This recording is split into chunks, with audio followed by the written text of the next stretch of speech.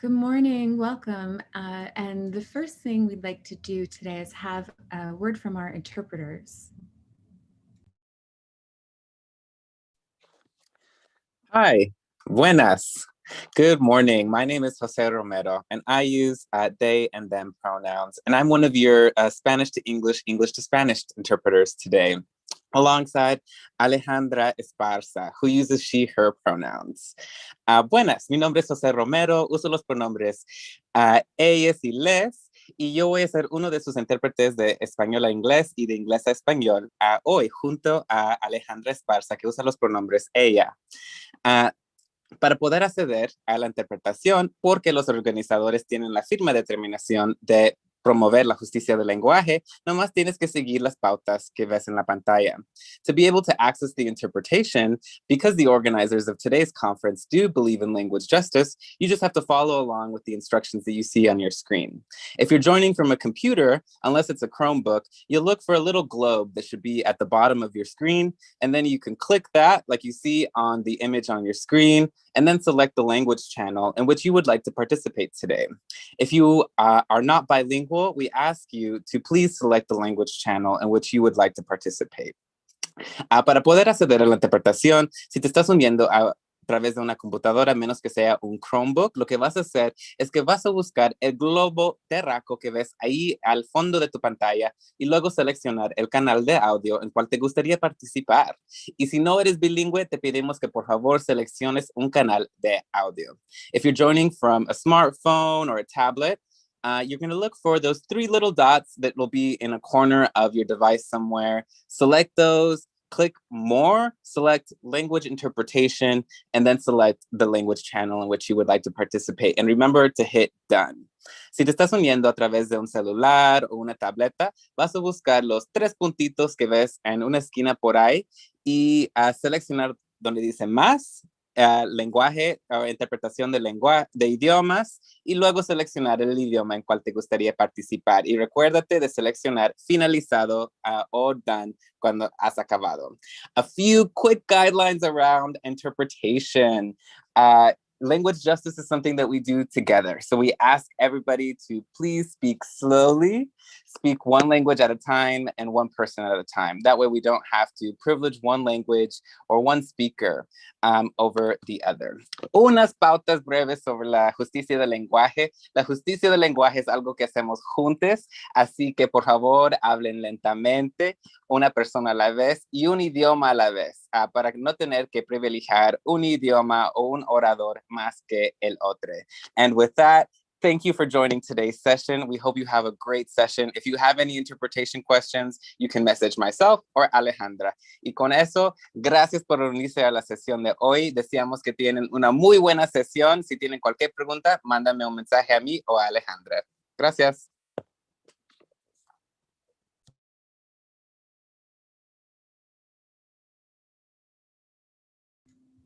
Thank you so much for that. Hi, everyone, and welcome to the third event in a 2-week-long conference, Informal, Criminalized, Precarious, Sex Workers Organizing Against Barriers. My name is Lorelei Lee, and I'm a sex worker activist, writer, and organizer. I'm a co-founder of the Disabled Sex Workers Coalition, a founding member of both the Upstate New York Sex Workers Coalition and Decrim Massachusetts, a researcher and analyst with Hacking Hustling, and a Justice Catalyst Fellow at the Cornell Gender Justice Clinic. The Sex Workers Organizing Against Barriers Conference is co-facilitated by the Disabled Sex Workers Coalition, Hacking Hustling, Cornell Law School Gender Justice Clinic, Berkman Klein Center for Internet and Society at Harvard University, and the Center for Information, Technology, and Public Life at the University of North Carolina, Chapel Hill. I am so appreciative of the co-organizers of this conference, Rachel Kuo, Danielle Blunt, Zara Stardust, and Tiffany So. And I'm also so grateful for our co-sponsors, the Berger International Legal Studies Program, the Dorothy S. Clark Program in Feminist Jurisprudence, Cornell Labor Law Clinic, the Cornell student chapters of Outlaw, National Lawyers Guild, Women's Law Coalition, and the Black Law Students Association, Justice Catalyst, the Red Umbrella Fund, and the Asian American Feminist Collective. Special thanks also to Naomi Loren, Eves, and Alexis Briggs, and Livia Folds for all of your work and support on this conference. As I think you guys can probably tell in the audience, this conference was born out of a lot of collective dreaming and a lot of collective work. And thank you also to all of you who have donated via our Eventbrite page. Our co-sponsors and our public donations ensure that we can follow one of our core ethics in this organizing, which is to pay people for their labor, in particular, sex worker organizers who do so much work that is unrecognized and unfunded. For each of the conference panels, closed captioning and streaming to YouTube are available, and the recordings and transcripts will be available afterwards at hackinghustling.org, where you can also find a schedule of each of the events in the conference, and you will be able to find each of the panelists' donation links in order to further support their work. Our community agreements are adapted from the Asian American Feminist Collective, Brave Space, Collective Sex, Alt-Div Hummingbirds, and By Us For Us, and are as follows. First, to bring in our histories and to speak from our own experiences. Second, to be committed to each other's collective learning and growing. Third, to be open to learning. Fourth, to respect the diversity of our identities, which, particularly for the purposes of this conference, includes not assuming the identities of organizers and activists for whom sharing every element of our lived experience is not always safe. Fifth, to practice not using ableist language. And sixth, to prioritize care for ourselves and each other. This last agreement in particular is a disability justice issue, and both our panelists and our audience members should feel free to do whatever is needed to care for yourselves during this conference, including standing up, moving around, lying down, or even disengaging from any of the events at any time. We are very grateful to have panelists zooming in from almost every continent. And many of our panelists are zooming in from North America or Australia, where we are living on stolen land that is still and always Indigenous land. To learn more about the land you're living on, you can look at the resources provided by the Native Governance Center, which are available at nativegov.org. Today's panel is called Sex Worker Activism in Tech, Barriers, Exclusion, and Organizing, and will feature about 45 minutes of conversation with our speakers, followed by a Q&A if we have time for that. You guys are welcome to put any questions you might have in the Q&A or chat features on Zoom throughout the panel, and we'll see if we can get to some of them at the end.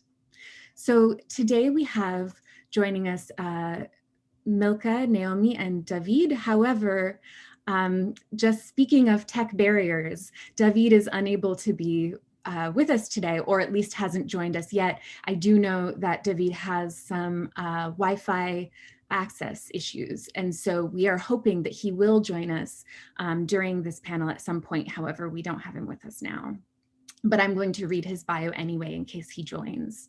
So David Gonzalez is the president of the Asociación Guver, which is an organization of men sex workers founded in 2006 in the city of Quito, Ecuador.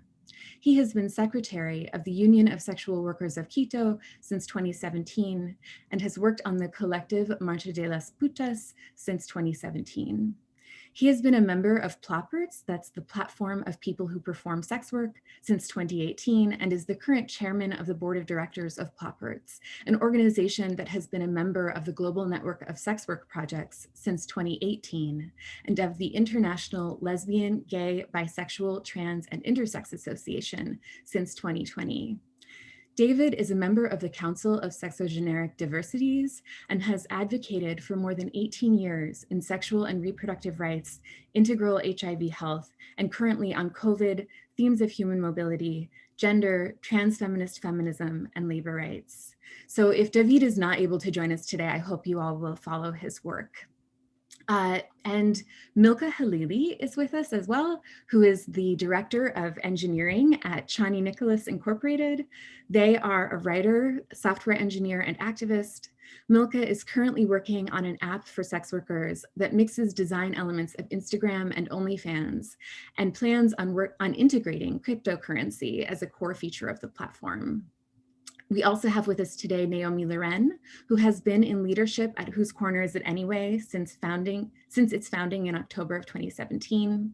Her areas of responsibilities at Whose Corner include bookkeeping, logistics, and leadership development. She sits on too many subcommittees, which I happen to know personally.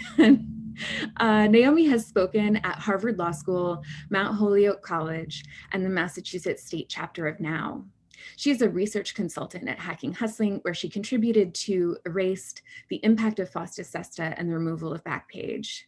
Naomi is also a founding member of Decrim Massachusetts, a grassroots coalition of sex workers fighting for liberation and genuine safety on our own terms via the decriminalization of sex work in the state of Massachusetts. Welcome, everyone. So just to get started, I just would love if each of the panelists would tell me a little bit more about your organizing around sex work and tech. I know that you've both done different forms of organizing and activism. So I just love to hear a little bit more about the relationship between your advocacy and organizing and technology. Oh, and actually, I should call on you to make it a little bit easier. So we'll have Milka go first. Sure. In terms of where my organizing and tech intersect, well, obviously I'm a software engineer. So through my software engineering work, I started off doing freelancing for sex worker clients primarily. So I've worked with a couple of sex workers here in the United States to help them either update their websites or to create a website or platform that's hosted by sex worker friendly hosts, which are often hard to find with FOSTA SESTA and are threatened by things like Earn It Act. So what I do is I make sure that any technology I use, whether it's platform hosting or the technologies themselves, such as WordPress, they're open source. They are easy to use for people who are worried about whether their content will be taken down because they don't actually own the rights to that platform or to the software because it's not open source. So yeah, a lot of my work is really directly tied to tech and through technology itself. I also make it a goal of mine to teach software engineering or coding to anybody who's willing to listen to me. I primarily focus on sex workers, people of color, queer people, marginalized people who often don't feel like coding is accessible to them. So I'm actually working with Hacking and Hustling to do a drop-in so that folks can come to me with any technology questions or learn about coding itself. So I want to do introductory lessons on how to code in basic coding languages. Amazing. And also, I just want to mention, you've also done the doxing, what is it called? The doxing prevention training that it's a harm reduction a doxing harm reduction video that we have up on Hacking Hustling. Do you want to just mention that a little bit, or did I already just explain it? Yeah, sure. So for those of y'all who don't know what doxing is, or any of that, it's when actually I forget the term now what it means because it's too early for me. But maybe Lorelai, you can explain what doxing means. But the goal of that was to help users of social platforms be more safe when organizing or when protesting. So it's removing any information that will identify the user outside of that social platform. And doxing, for anybody who hasn't heard the term before, is when your personal information is intentionally shared, oftentimes on the internet. And it is a particular harm that sex workers worry about. Often people target sex workers in this specific way of trying to expose our home addresses, our legal names, et cetera, et cetera. So this is something we particularly have a fear about, especially when we're doing organizing and activism. And Naomi, would you like to talk a little bit about your work? I would. I love talking. So Lorelei mentioned I do 2 projects, and Lorelei mentioned Decrim Mass is a legislative project. And then she mentioned also Whose Corner Is It Anyway? But we didn't really define that. So Whose Corner Is It Anyway is a mutual aid, harm reduction, political education, and organizing group in Western Massachusetts, led by and composed entirely of stimulant and opioid using, low income, survival, street-based, or housing insecure sex workers. And I want to talk about 2 projects, 2 technology things that I've done, one at Whose Corner and one in Decrim Mass, sort of in response to tech barriers. And I'll define tech barriers in the second question because I see like that's the spot for that. But the projects I want to talk about are our bad date list at Whose Corner Is It Anyway? And our tech mentorship program at Decrim Mass. So I'll start with the tech mentorship program at Decrim Mass. Decrim Mass has a leadership team of 7 people, 4 of whom are, 5 of whom are Whose Corner Is It Anyway members. So low income sex workers, 4 of whom are women of color who are street-based sex workers. I'm white, I'm the 5th one.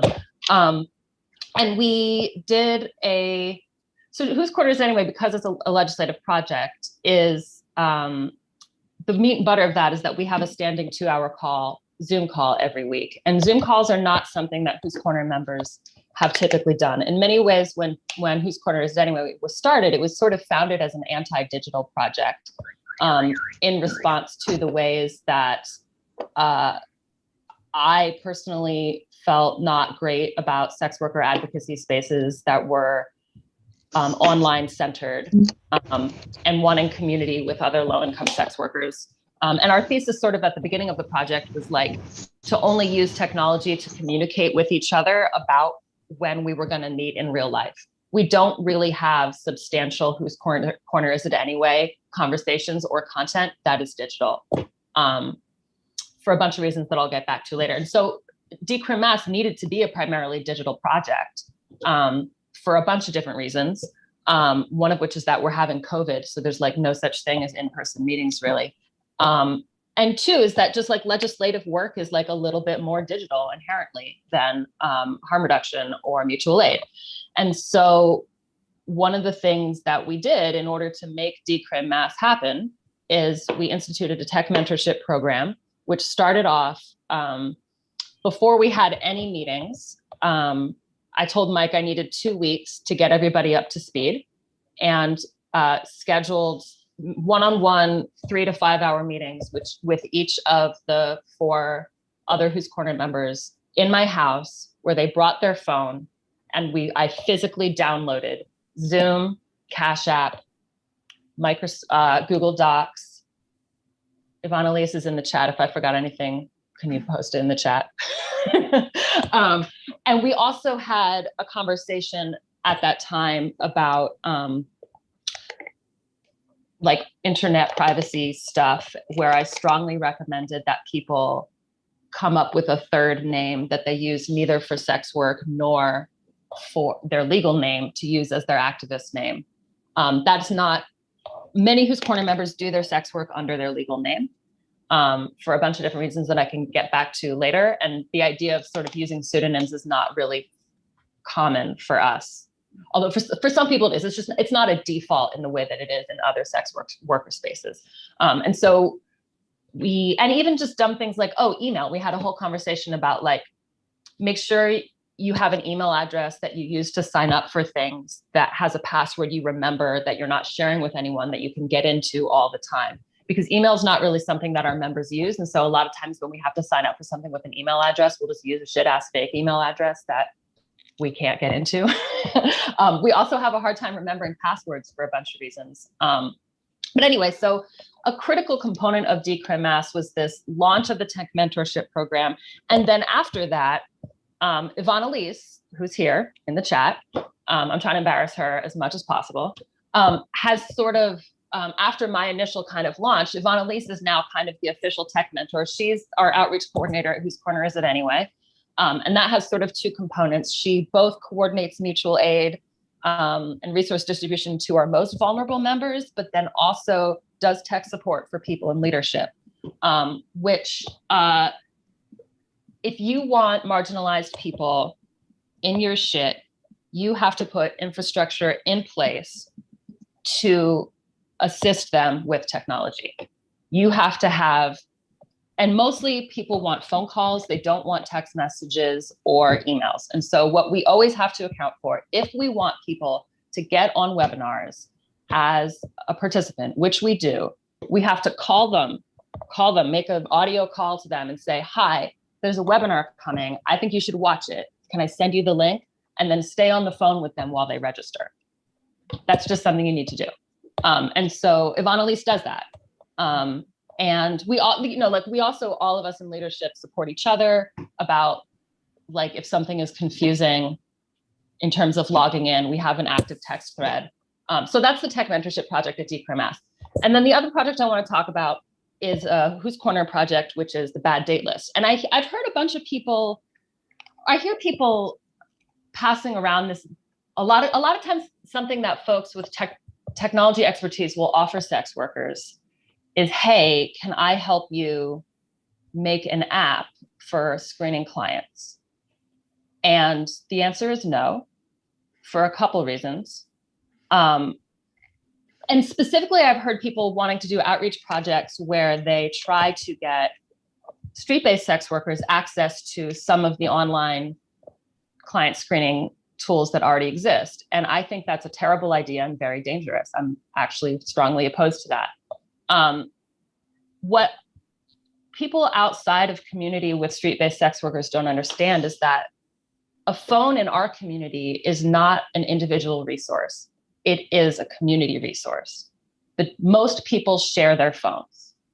And what's common for our members is that they have 2 or 3 phone numbers that they can sometimes be reached at, all of which are shared with a different circle of people.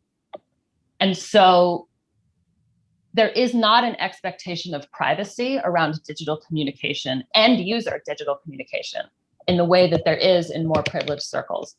I really don't care about, like, my privacy concern isn't someone like hacking something I say. It's a person seeing it on the screen after the end user has securely gotten it, right?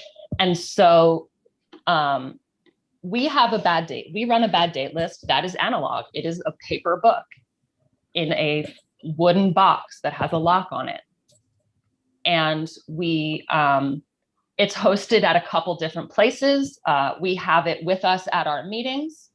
And then we physically have it with us at our meetings. And then we also have it at a partner nonprofit that's geographically close to the stroll, hosts it.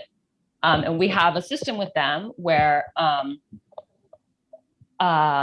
only, like, there's a password that you have to ask for to access it. Only one person can look at it at a time, and only women are allowed to see it.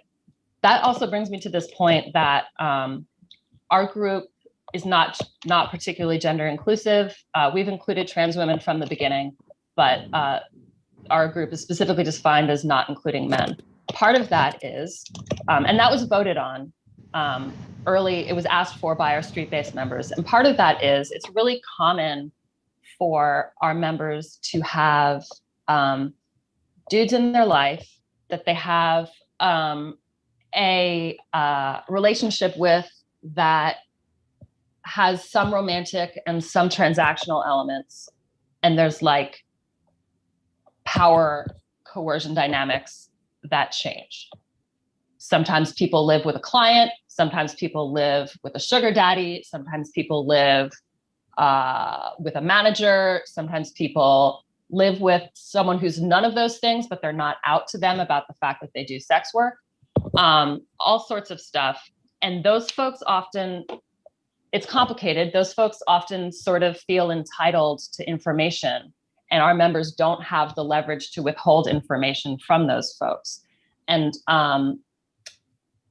so there was an attempt early on that a couple girls' boyfriends said, I'm a sex. Also, we pay people to attend our meetings, and sometimes people just want the money. I'm so sorry. I'm going over time.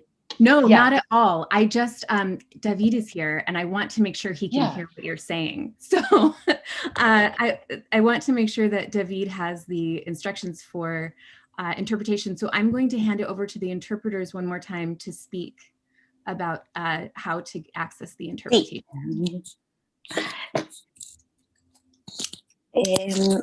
Un segundo, Dani. Vamos a tener interpretación hoy. We will have interpretation today. Y para poder acceder a la interpretación, si estás en un teléfono móvil, puedes darle clic en los 3 puntos que ves a la derecha de tu pantalla. Y de ahí te va a desplazar a un menú que dice interpretación de idiomas. Y de ahí vas a seleccionar el idioma en el que quieres escuchar, ya sea español o inglés, y de ahí tienes que asegurarte de darle clic en finalizar. So the prompts to access the interpretation again, if you are on a cell phone, you're going to click on the 3 dots. You're going to select language interpretation, and from there you will select the language you want to listen and participate in, and just make sure to select done. David, is the interpretation working for you now? David, si está trabajando la interpretación, si sí está funcionando, nomás darnos un dedo en la pantalla. Okay, perfect. So Naomi, did you want to finish your thought? Yeah, sorry. So I got And sorry, one more language note is let's all try to slow down. Point taken. I talk fast. I went on a long-winded explanation of not prohibiting men in our organizing because I recognize that there's problems with that. But suffice to say that that's a decision that is what works for our group. But the conclusion is, Whose Corner Is It Anyway does an analog-based bad date list. We are opposed to digital bad date lists, attempts to give street-based workers access to digital-based bad date lists, primarily because of the issue of sharing phones. And what you do when you give a vulnerable person access to a bad date list that includes a range of information, you have given them something of someone else's that they now need to protect. They can't even protect themselves. They cannot do that. They don't have the leverage in their relationships with people who they might be sharing a phone with to withhold information from them. So it exposes all sorts of people to increased danger and violence to attempt openness like that. And I think in general, one of our guiding principles is that openness is often dangerous for vulnerable people. It's not a value that we have. That's a very good point. David, so we are just answering the first question, which is, could you talk a little bit about your work and your organizing and how it interacts with technology?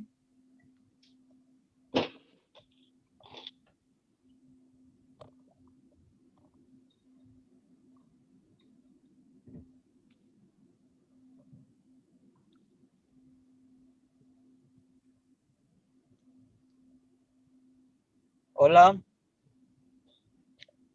Hola, ¿me escuchan? Chévere. Perdón, el tema de conectividad sí me interpelaba y nos interpelaba a todos acá por el mismo problema que está pasando en estos momentos. El tema del acceso es complicadísimo si es para nosotros como activistas y como supuestamente personas que estamos más empapados o más capacitados en ese tema, es mucho más para otras personas a partir de muchos factores. El tema de la orientación de género, el tema de la pobreza, el tema de clase, el tema del espacio, de donde estás, si estás en la capital, en donde hay señal buena o estás en campo. Es un tema muy grande, muy enorme.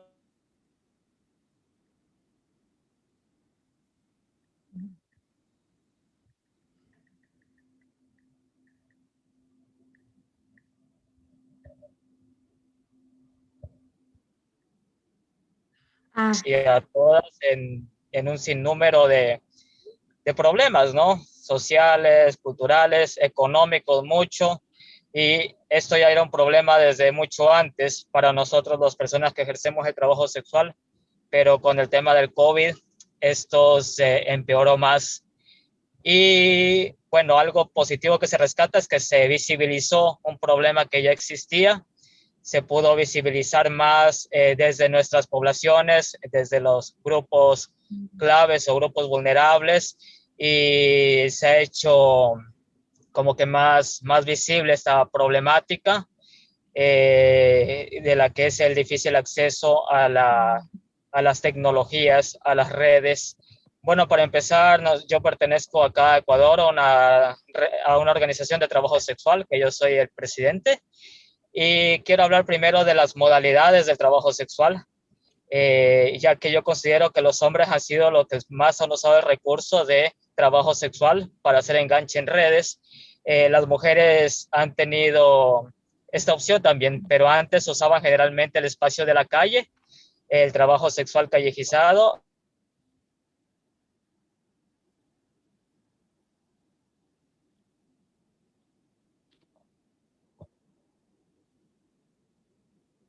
mm,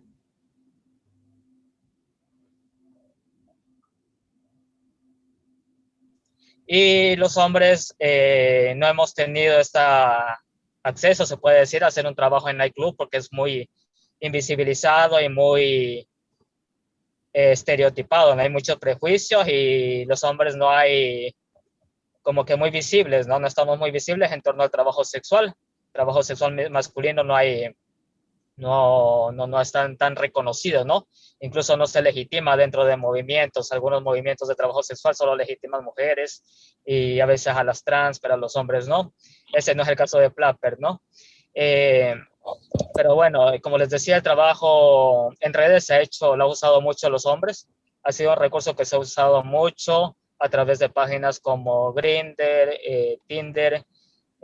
Acá se usan en esas páginas también lo que es la Escoca.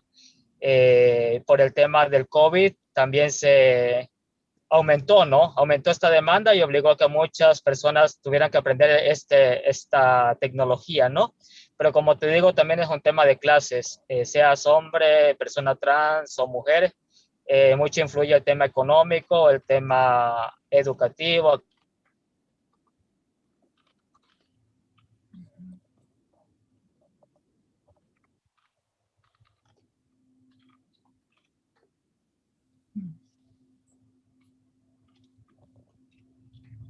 Del espacio público, las personas que hacemos el trabajo sexual, hicieron estas campañas cuando hubo el COVID, el tema de quédate en casa o usar tu sana distancia, 2 metros de distancia. Cuando pasó eso, nosotros dijimos, no, qué horror, ¿no? Esto van a usar a nuestra contra para criminalizar más el trabajo sexual de lo que ya está criminalizado y está estereotipado y precarizado, ¿no? Entonces fue muy difícil porque estas políticas fueron creadas a partir de un tema de clasista, misógino, transfóbico, que se hizo a partir de personas que tienen un trabajo legalizado, se puede decir, un trabajo de oficina y que pueden hacer teletrabajo y podían sobrevivir a través de esto. Pero no fue contemplada desde el tema del trabajo informal como el trabajo sexual, como el trabajo que hacen migrantes, trabajo del diario, que tienes que salir para conseguir la comida, al diario vivir, pagar un arriendo, poder sobrevivir, ¿no? Fuimos excluidos dentro de esta política a través de estas campañas que consideramos son discriminatorias y hasta anticonstitucionales, ya que fue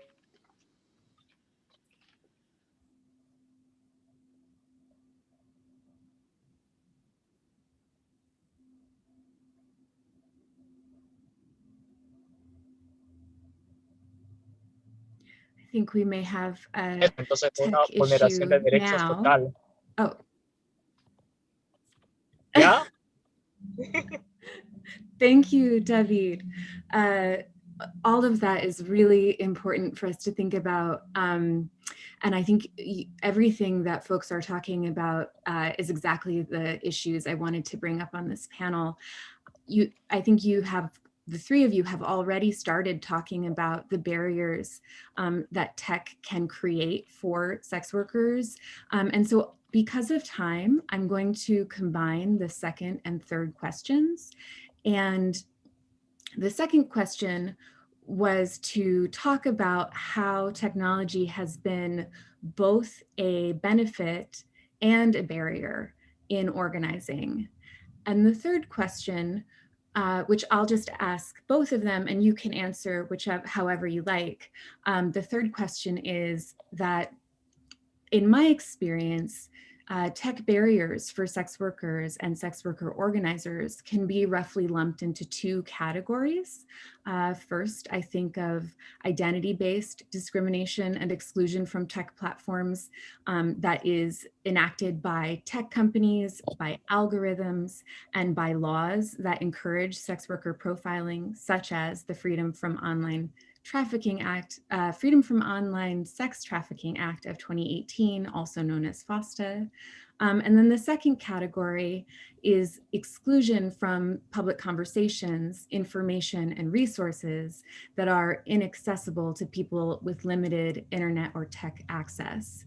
And so I wonder if you could speak about whether those two categories seem to match your experience, and a little bit more about what kind of barriers you are dealing with when you're doing your organizing. And so we'll start with Milka again. So I'll start. Sorry, what was? Go ahead, Milka. Okay. I'll start with the second question. So in terms of whether there are two other barriers aside from the two that you listed, which was, I think, inaccessibility due to lack of internet access or lack of actual phones or laptops. And then the other one was the social stigma and also the laws that are in place to prevent people like us from joining those platforms. I agree that those are two main points. And I think I had mentioned this in my previous answer, also lack of resources for learning how to build those technologies themselves. Mm. I grew up in the Bay Area. That's where I did the majority of my sex work, but I've also done sex work in other cities like Portland and New York, Brooklyn. But I remember in the Bay Area feeling like there were, at least in my world, two different groups of people. There were the techies and then there were the sex workers. And usually the techies were the clients of the sex workers. And there was this clear divide. And also in terms of coding, when people think of programmers, software engineers, coders, they think of people who got a degree in computer science and are great at math, that only a certain kind of people can learn how to code. I am definitely not a math whiz. I'm only learning math because I want to learn math now to help me as a software engineer. But as Lorelei knows, I'm a writer. So I'm more of a creative, right-brained person. And it felt really inaccessible to me until I decided that I wanted to learn the languages of the people who essentially pushed me out of my home in the Bay Area, who made it really inaccessible for me to live in the place that was born and raised.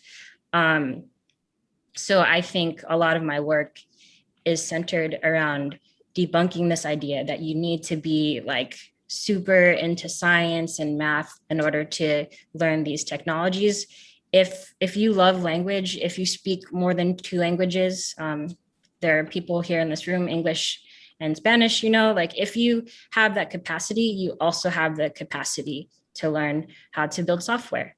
If you are a poet, you're also a coder. It's just a different language. If you're an astrologist, you're also a coder. It's just a different format. So removing all of the myths surrounding what kind of person can learn how to build technology is a barrier that I really want to remove. In terms of how tech itself has helped with my organizing, obviously platforms like Zoom, social media, for people who aren't banned from those platforms, and for people who have access to the hardware and the Wi-Fi to use these technologies, those have been really helpful for me. There's, what is the Signal is the encrypted text messaging service. I've also used Keybase, which is like Slack, except it's all encrypted, and just general tools that will encrypt data when you send it to someone and will be deleted immediately upon closing the window or the app or whatever. Ways in which technology has been a barrier. I've seen, I haven't really personally experienced this, but I've seen many of my sex worker friends lose their social media accounts. I've definitely been shadow banned. My friends have been shadow banned. When people ask me, do you have Venmo? No, I don't, because Venmo hates whores. Do I have an Airbnb? No, I don't, because Airbnb hates whores. So yeah, I've been banned off of platforms because of the work that I've done. And it's also why I focus a lot of my work on building technologies that include us. Thank you so much for that. And do you want to just give a brief definition of shadow banning for anyone who hasn't heard of that before? Yeah, so shadow banning is when you try to share something with your social media network, with your community, but nobody is able to see that because your posts, your tweets, or what have you, your stories, people don't see them on their feed at all. Or sometimes if people even try to find you on social media by looking up your name, you won't even get returned in those query results, in those search results. And I see there's a link to a report by Hacking Hustling in the chat about shadow banning. So Naomi, do you want to answer the question? I do, yes. So I had like all sorts of bullet points listed out for both of these. So I'm gonna jump around between 2 questions to try to make best use of our time. So one thing that you asked at the end of number 3, which is, are there other forms of tech exclusion that I've left out? Something that I like people to think about that is a very huge deal for me and also other people in whose corner are the ways are trying to be trauma informed around technology. A really big barrier for me in use of technology is that I have cognitive problems because of trauma. And so it's just really hard for me to learn how to learn any new system. And it's better if I don't have to. And so one of the problems, one of the ways that it's really hard for class diverse sex worker conversations to happen is sex workers who are very tech savvy are often early adapters of security and privacy infrastructure, or just have really strict protocols about how you need to talk to them, which, look, I understand you are more surveilled than your peers at your class level. Whose corner members don't use Signal? They barely text. Whose Corner members absolutely do not use Proton Mail. They barely use Gmail in general. If you insist that people can only text you via Signal, you are not going to be in community with street-based sex workers. And that's fine. We are dangerous to be around. But I think that it's important to know that when we construct advocacy spaces that have really high security privacy infrastructure, they're hard for us to get into, even though it might seem easy to you. It might seem like Signal's just as easy to use as regular texting, but for me, it's not. Part of that also is, so then I also want to talk a little bit about some of the barriers that we faced, which are basically in 3 categories: technical, cultural, and emotional cognitive. And I hinted at a couple of those, but I'm going to try to go through and mention any parts of them I haven't already. So I think technical is probably the most obvious. And David mentioned a few things too, which is that like, you might not have a good signal. Whose Corner is about 2 hours away by car from our state capital. We have often bad signal also. I think that was, David, a really good point to make. Our Wi-Fi is often really bad also. But more than that, and also we may simply not have a phone. So we might be reaching out to people via a borrowed phone or a landline at a social service agency. That's very common. But also I think something people don't often think about is we might be using, and this has often been true for me, a broken or glitchy secondhand phone. So like I cannot order DoorDash on my phone because it is too old and I can't download the newest version of DoorDash. I'm lucky enough to have a bank account, so DoorDash is like even an option for me, but it hurts me spiritually that I like can't like order food from my phone. But it's really common that Whose Corner members are using a phone that has a broken screen.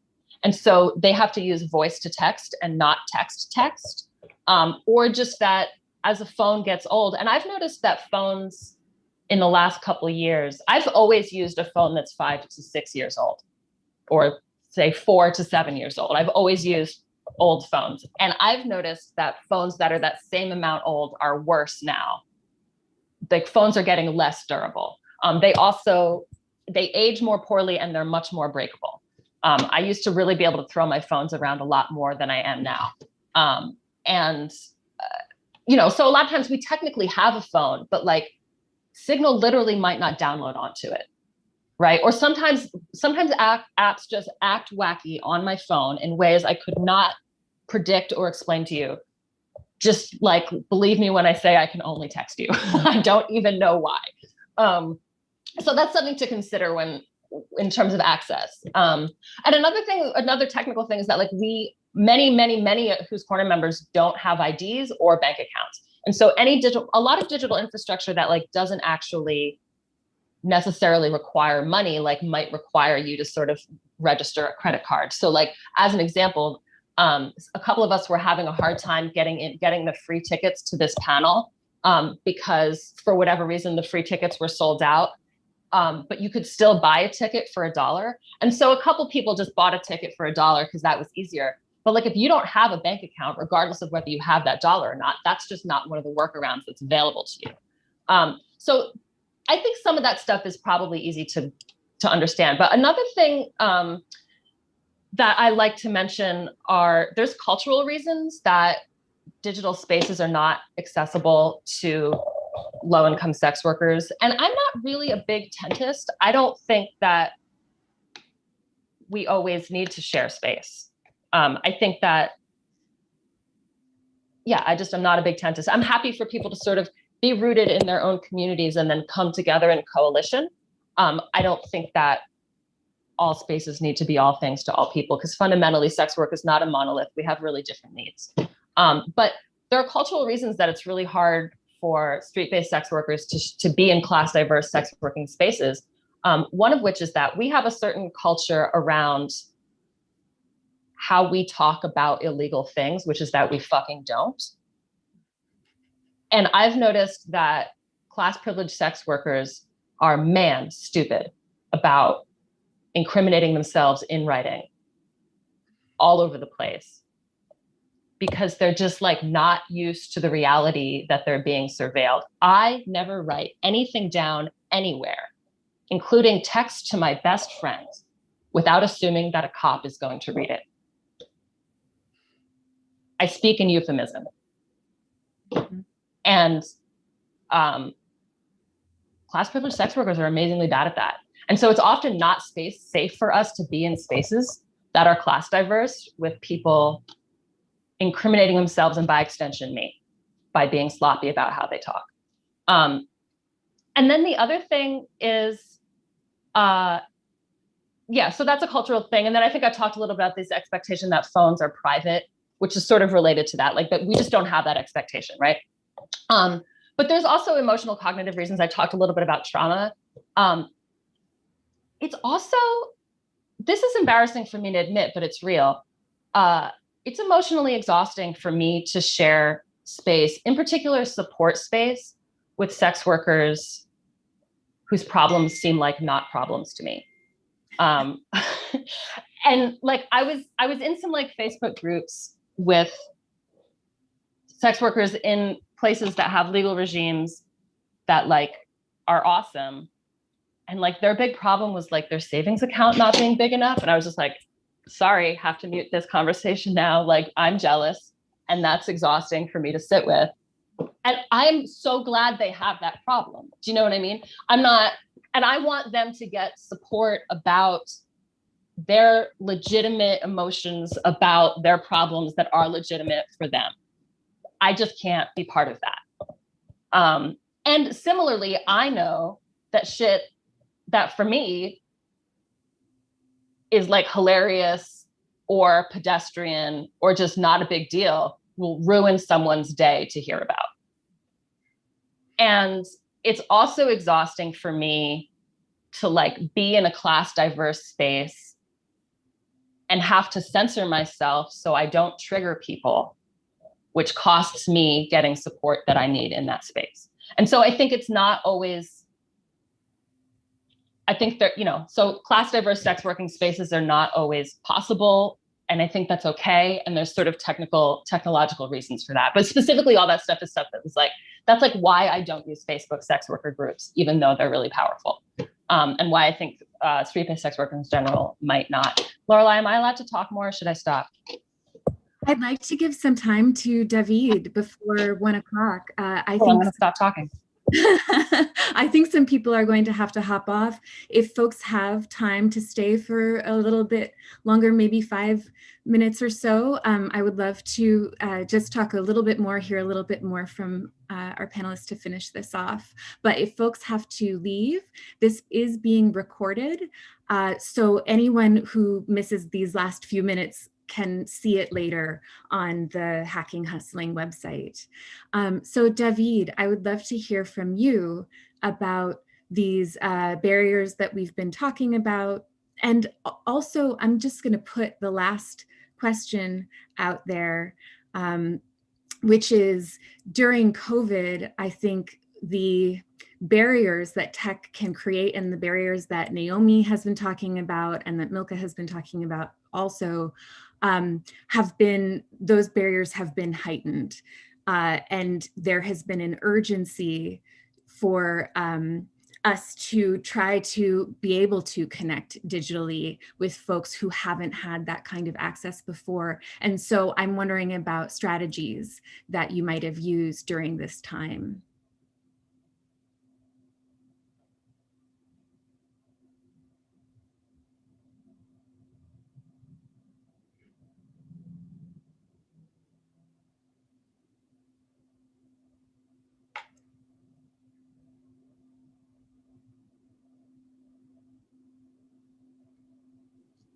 Aló, ¿me escuchan?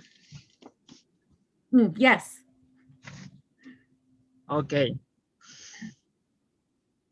Listo. Bueno, como les iba diciendo, yo creo que el tema de barreras, creo que yo y las demás compañeras y compañeros ya hemos hablado mucho. Ahora voy a hablar un poco más de lo positivo, se podría decir, de estas tecnologías y herramientas, qué cosas hemos logrado. Yo creo que algo positivo ha sido el tema de comunicarnos más con otras personas que antes no se podía, o si se podía no usábamos, ¿no? No teníamos esta costumbre o esta como tradición de...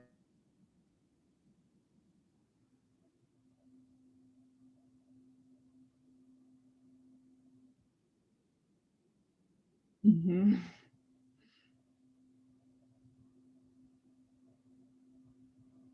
Capacitemos, que podamos acceder mucho a temas de educación como cursos, seminarios, eh, muchas cosas, becas que hemos accedido y que se nos ha dado la oportunidad de estar y que ha estado en nosotros entrar en este tipo de becas o de cursos que han habido, que han aumentado sin innumerables maneras. Nos ha permitido la posibilidad de estar en foros, en convenciones internacionales que antes no estábamos, no podíamos acceder, ¿no? Por el tema económico, el tema de costos de avión, de pasajes, y que ahora la red permite que se haga de manera gratis, ¿no? Sin cero gastos, sin cero costos, ¿no? Otras, como se dice, otras mejoras que han habido por el tema de redes ha sido que desde el trabajo sexual hemos podido hacer un ejercicio de trabajo sexual, la modalidad de Internet, que ha sido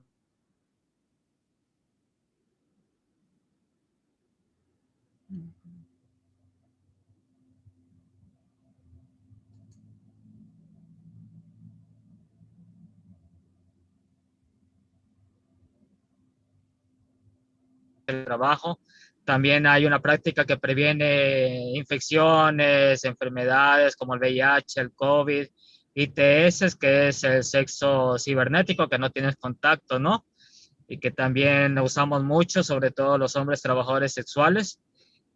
Hay un tema complicado que, como decía la compañera anteriormente, te piden tarjeta de crédito y uno como que trabajador sexual en un banco nunca te van a dar tarjeta de crédito. Yo no tengo. Y tenemos ganas de abrir páginas en OnlyFans, abrir páginas en diferentes sitios que son para hacer trabajo sexual remunerado y que no se puede porque no tienes la tarjeta de crédito, no tienes opciones cómo pagar y te piden de requisitos. Entonces también eso hay que ver posiblemente en el futuro cómo se puede organizar para lograr crear, que tengamos acceso, ¿no? A este tipo de herramientas que no podemos, pero sin embargo hemos hecho estrategias, por ejemplo, del Zoom. Yo recuerdo que tengo amigos que desde el Zoom, la plataforma Zoom, dicen tal día a tal hora me voy a conectar, les mando el link para un sexo en vivo, para hacer orgías.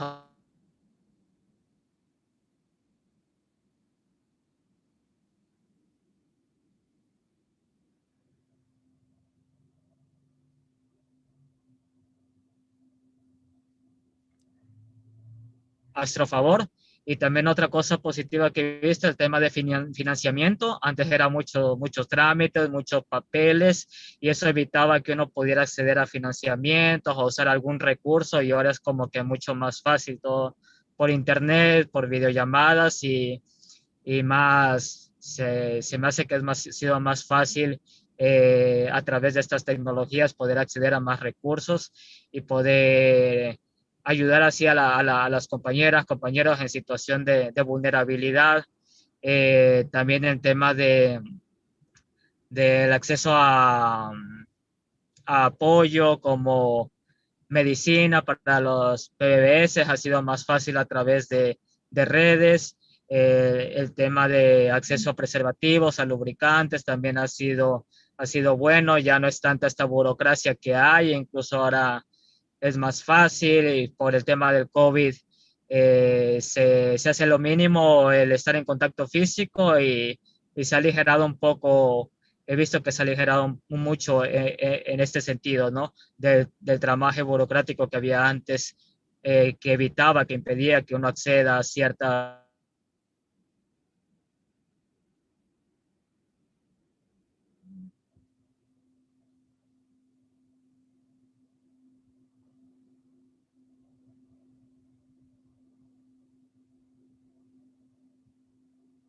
hay otras cuestiones, ¿no? También que hacen que se dificulte.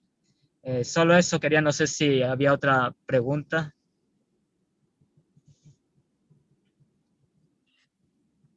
No, that's perfect. Thank you so much. I think your points about bureaucracy are so important as well.